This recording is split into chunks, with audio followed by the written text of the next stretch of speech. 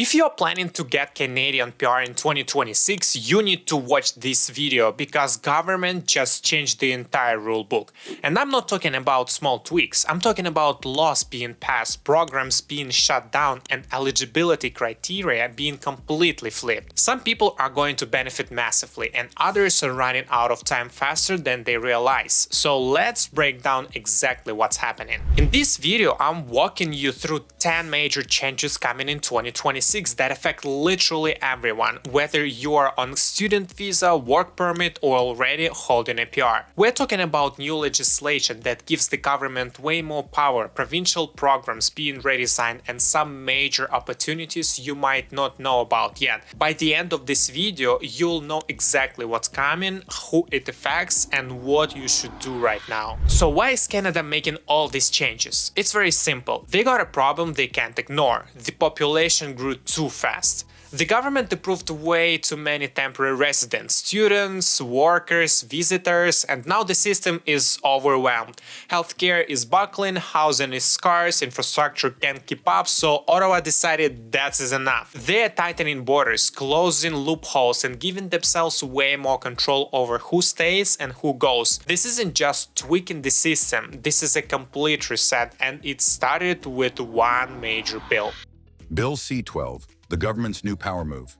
The biggest story nobody is talking about enough is Bill C-12, the Strengthening Canada's Immigration System and Borders Act. This bill passed the House of Commons and is heading to the Senate. And here is what you need to know. It gives the government unprecedented power. And what can they do? They can cancel study permits, suspend work permits, revoke PR cards, pause entire applications, even refuse to process applications in bulk, not one by one because you did something wrong, but entire categories of people just can't. No due process, no explanation required. So why does this matter to you? If you have any Canadian immigration status, student, worker, PR holder, even if you're a Canadian citizen with immigrant family members, the government can now unilaterally make changes that affect your entire situation. And the scary part, they can do this with broad discretion. The bill uses vague language like public interest, but doesn't define what that actually means. So essentially, the government can interpret that however they want. A special fast track for doctors only. Here is a rare piece of good news. Canada realized it has a massive doctor shortage, like people sitting in emergency rooms for 8+ hours waiting to be seen, so they created something new, a specialized express entry category exclusively for physicians. Here is how it works. You need 12 months of recent work experience in Canada, that's the main barrier. If you're a doctor and you have that, there is now a streamlined pathway specifically for you that doesn't compete against the regular express entry pool. So who benefits? It's internationally trained doctors who can rank up a year of Canadian work experience. This is like a golden ticket because suddenly you're not fighting for spots against thousands of other applicants. So who misses out? Basically everybody else with critical skills. The government is basically saying, we need doctors more than we need anyone else right now. And that tells you everything about where their priorities are in 2026. Temporary residence to permanent residence. One of the few genuine wins in 2026 is this. Canada promised to let about 33,000 temporary residents already in the country transition directly to permanent residence. This is the TR to PR pathway, and it's supposed to launch in sometime in 2026. Here is the catch, and this is important. It's not for everyone. It's specifically for skilled workers on work permits, not for everyone on study permits, not for everyone on visitor visa. It's targeted. The detailed criteria haven't been released yet, but here is what we know. It will probably be for people in high demand occupations, specifically to skilled trades and healthcare. And this scoring might be a little bit lower than regular express entry, which means you don't need to be a perfect candidate to get through. And why does this exist at all? Because keeping skilled workers out is stupid. You brought them here on work permits, they contributed to the economy, and now it's time to give them a path forward. This one actually makes sense to me. So the strategy tip, if you are on work permit, don't wait for details, start improving your language scores, accumulate work experience, and make sure your documents are in order. When this pathway opens, it's going to move fast. H-1B accelerated pathway. This one is weird, and I'm going to be honest, it doesn't fully make sense to me, so let me explain what we know. Canada announced they are launching an accelerated pathway specifically for H-1B workers coming from the US. And why? Because Trump's immigration policies are making it harder for tech workers, doctors, and talented people to stay in US, and Canada wants to polish them. But here is the problem. Canada already has tons of skilled workers here on work permits who aren't getting invitations for PR. The unemployment rate is higher, housing is full, yet they're rolling out a red carpet for American tech workers. And the stated reasoning is that this is about attracting top talent that contributes to innovations. Well, fair, but execution feels kind of backwards. So what's the pathway? Details are still vague, but it's likely going to be either a dedicated express entry stream or priority category. Processing time should be fast, probably 4 to 6 months. And why should you care? If you're an H-1B holder thinking about Canada, this is worth watching. If you're already in Canada struggling to find a path, this probably doesn't help you at all. Provincial nominee programs being redesigned. Multiple provinces are completely restructuring how they nominate people for PR, and Ontario is the biggest example. This matters because PNPs are often your fastest path to PR, faster than even express entry. In Ontario, they're consolidating multiple streams and creating entirely new ones. 3 big changes. First, they're creating a priority healthcare stream with no job offer required.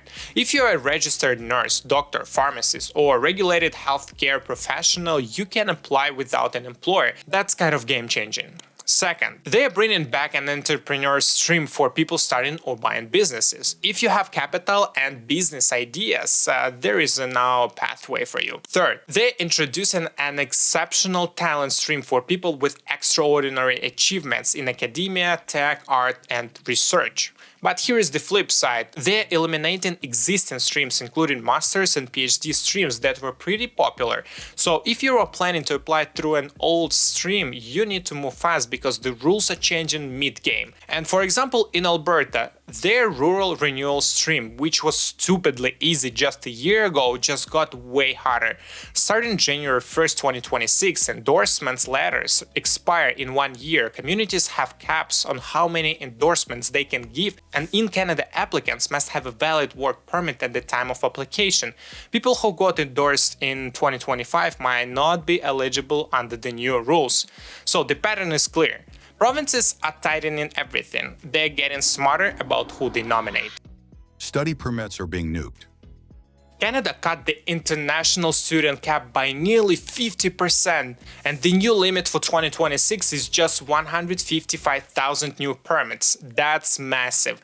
But here is the thing that nobody is talking about. If you are pursuing a master's or PhD at public Canadian university, you are exempt from this cap completely. No cap, no provincial attestation letter needed. You can apply directly. And PhD students get even better treatment, 14-day processing, priority handling, your spouse can work, your post-graduation work permit is guaranteed regardless of field you're studying. And what about everybody else? Well, good luck competing with 155,000 spots with thousands of other applicants. So why the special treatment? Because master's and PhD students contribute to Canada's research ecosystems. They help universities rank higher globally, they create innovations, and the government is literally saying, we want brain power, not just warm bodies. If you're an undergraduate or college student thinking about Canada, the path just became a lot harder. You are fighting for limited spots and you need a provincial approval letter first. Processing times are uncertain. New restrictions on study permits. On top of the caps, there are new restrictions on who can get study permits. Previously, you could get a study permit and in some cases extend it or work on this site without much scrutiny. And what's happening now? 1. If you are on study permit, you can only work a certain number of hours per week on campus. Off-campus work, there are restrictions.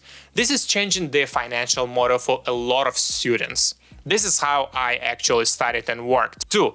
Provinces are getting allocations, set numbers of how many students they'll accept. Quebec gets one number, Ontario another, so your choice of province actually affects your chances of getting approved. 3. The government is being way stricter on extensions. If your study permit expired before and you are applying to extend, you are facing tougher scrutiny. They are not letting all permits automatically roll over. So the real pattern is the following. Studying in Canada just became riskier for people who weren't already planning to come. Caregiver programs have limited spots. If you're a home support worker or childcare provider, there is a pathway to PR. Canada's Caregiver Pilot Program is opening again March 31st, but there are only 2,750 spots total for both categories combined. In 2025, the program filled in hours, not even days, hours. So what you need? A valid job offer from a Canadian employer, at least 6 months of recent caregiving experience, and still before language proficiency. And the good news is that no LMA required. But the bad news is that you are racing against thousands of other people for a handful of spots. If this is your path, start preparing now, get your documents together, line up your joint offer, because when that portal opens, speed is everything. Rural programs are tightening. Alberta's rural renewal stream was honestly the easiest PR pathway in Canada just a year ago. Get an endorsement from a rural community, get an offer, and get PR. That's simple, but not anymore. Starting January 1st, 2026, literally right now, new rules kicked in. Each community gets a cap on endorsements. No more unlimited endorsements. Endorsement letters expire after 12 months. Jobs have to fit into specific tier category skill levels. And if you're already in Canada, your work permit has to be valid. Maintained status doesn't count anymore. This changes the game for people who got endorsed but haven't applied yet. It also shuts the door on a bunch of people who were hoping to use this pathway. So if you're looking at rural programs in other provinces, expect similar tightening. Provinces are getting less federal funding, so they are being more selective. Citizenship rules changed. This is the one that affects future generations. Canada changed citizenship rules to allow second-generation Canadians, people born abroad to Canadian citizens, to pass citizenship to their own children, but only if they meet residency requirements. It is a small change, but it is meaningful for families who live internationally. What does it mean for you? If you're planning to have kids and move around, understand that your children's citizenship status depends on your residency in Canada.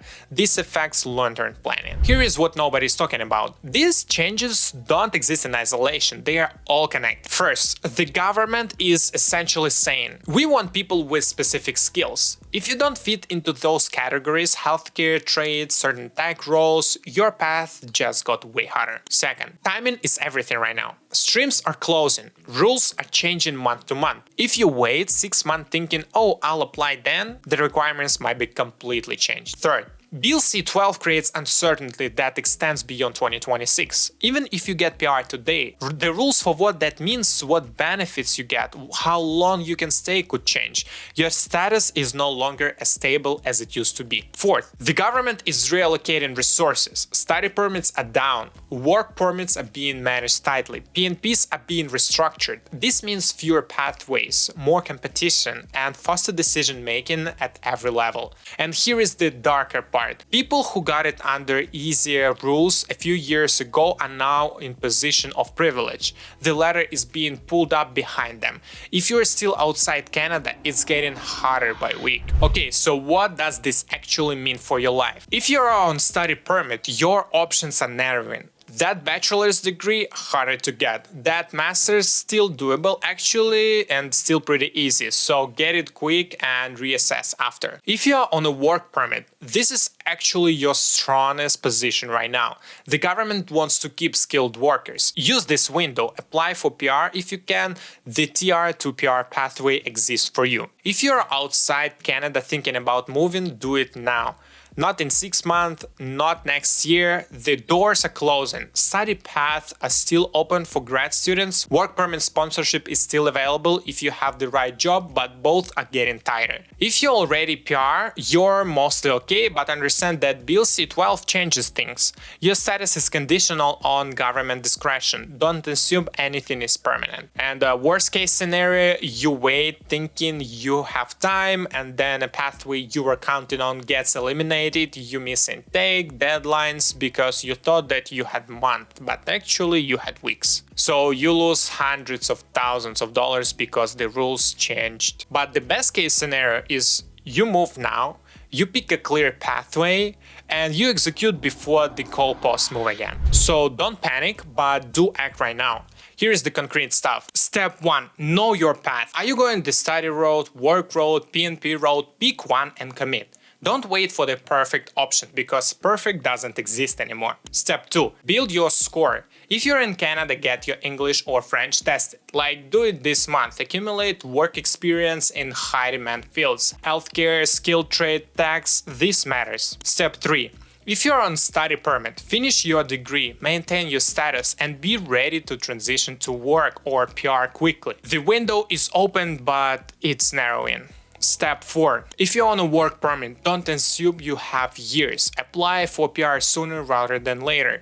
The TR to PR pathway exists now. Take it if you're eligible. And step 5. Stop waiting, stop researching, stop planning. Start executing. Get your documents, take your tasks, secure your job offer, submit your application. The people who win in 2026 aren't the ones who understand the system best. They're the ones who move fastest. So zooming out, what's Canada actually saying with all of this? They're saying they want selective immigration. No open borders, no mass intake. They want the skills they need, and they're willing to make it hard to filter out everyone else. They're saying PR is no longer a guaranteed end state. It's conditional. It can be revoked. You don't have the security you think you have. They're saying temporary residents who contribute, especially in healthcare and trades, have a future. Everyone else, you have to prove yourself, or you can leave the country. And they're saying the window to get in is closing. In 2 years, this will be even harder. In 5 years, if you didn't move now, you probably won't get in. This isn't conspiracy, this is just where Canada is at. Population is too high,